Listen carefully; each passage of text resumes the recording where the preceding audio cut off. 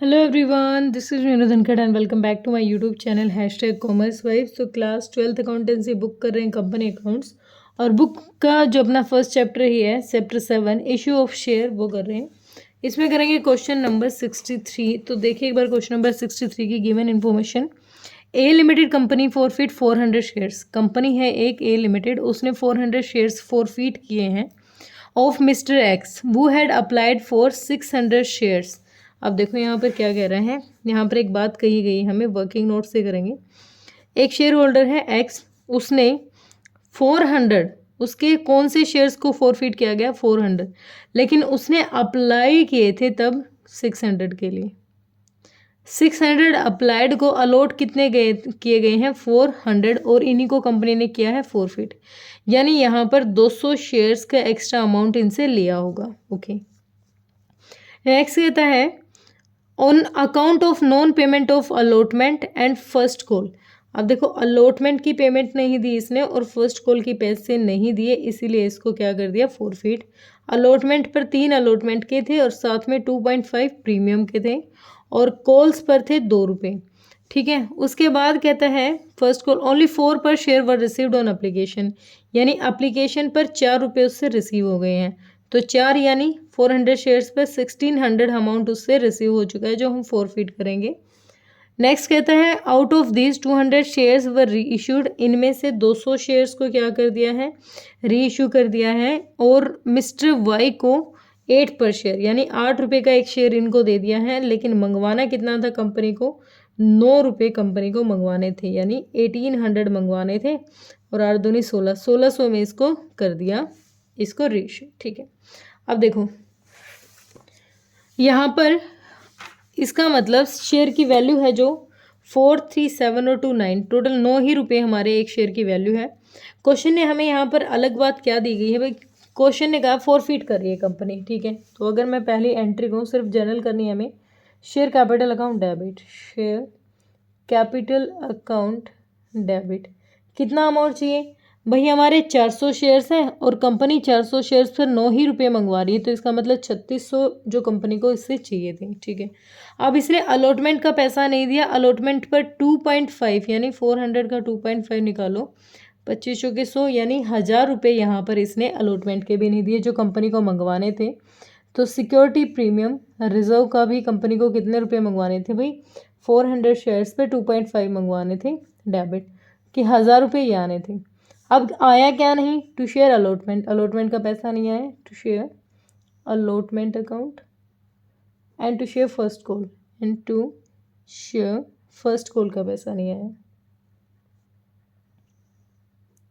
तो company forfeit कितना करेगी जो अमाउंट आ चुका है, तो share forfeiture account, forfeiture account narration क्या हो जाएगी, being 400 shares forfeited, shares forfeited.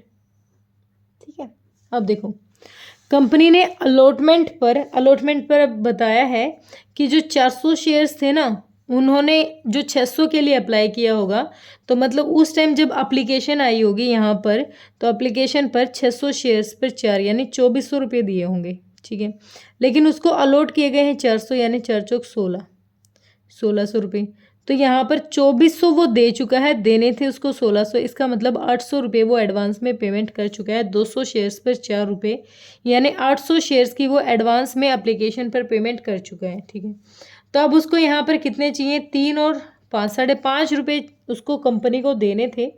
400 shares पर कितने देने थे 5 यानी 5.5, 0 5 चौक 20, 5 चौक 20 और 2 22, 2200 रुपये कंपनी को यहाँ देने थे, मतलब अलॉटमेंट पर उसको देने थे, लेकिन वो एप्लीकेशन पर 800 एडवांस दे चुका है।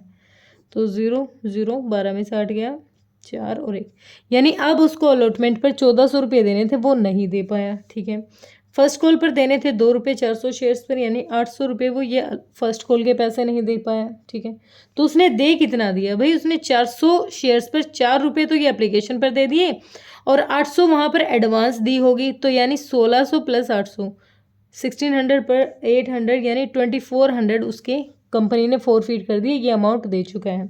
देखो एप्लीकेशन के 400 शेयर्स के तो दे ही चुका है, साथ ही साथ जब उसने 600 के लिए अप्लाई किया और 400 उसको मिले तो वहाँ पर उसने एडवांस पेमेंट दी है 800 रुपये, तो टोटल 2400 कंपनी उसका रिसीव कर चुकी है। और जो रिसीव्ड अमाउंट होता है वही कंपनी फोरफीट करती है। अब इनको रीइश्यू कर दिया, तो रीइश्यू की तो बैंक में पेमेंट आई, बैंक अकाउंट डेबिट। रीइश्यू किया 400 शेयर्स में से सिर्फ 200 को, और 8 रुपये कंपनी ने मंगवाए हैं, यानी 1600 आए होंगे। लेकिन कंपनी को फेस वैल्यू कवर करनी है, तो शेयर कैपिटल अकाउंट 9 रुपये का शेयर अभी हमने देखा 200 शेयर्स पर 9 रुपये कंपनी को चाहिए थे, यानी 1800 चाहिए थे। अब जो 200 रुपये की कमी पड़ रही है वो कंपनी किससे लेगी? शेयर फोरफीचर अकाउंट से। शेयर फोरफीचर अकाउंट से इसको पूरा करते हैं डेबिट। तो बीइंग 200 शेयर्स रीइश्यूड।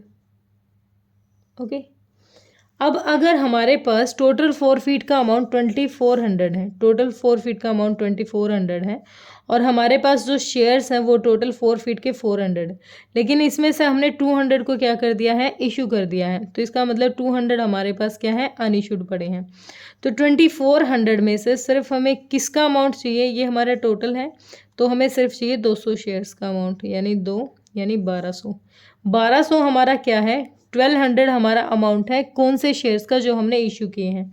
इस 1200 में से 200 अब हमने यूज़ कर लिए क्योंकि कमी पड़ रही थी, तो 1000 रुपये हम क्या करेंगे? कैपिटल रिजर्व में ट्रांसफ़र कर देंगे। तो share forfeiture account debit, excess amount transfer कर देते हैं हम कैपिटल रिजर्व में, 1000 रुपये टू कैपिटल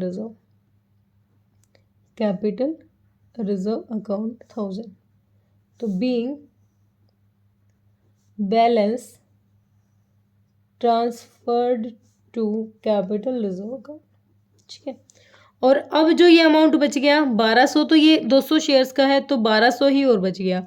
ये हमारे शेयर फोरफीचर का अमाउंट बचा हुआ है, और हम इसको ऐड कर देते हैं किसमें? आगे जब शेयर कैपिटल निकालेंगे ना, उसमें हम इसको ऐड कर देते हैं। लेकिन क्वेश्चन ने हमें ज़्यादा डिमांड नहीं की है, इतना ही कह रखा है। तो ठीक है, होप क्लियर हुआ होगा। कोई दिक्कत परेशानी है तो कमेंट सेक्शन में डालिए बेटा। Thank you so much.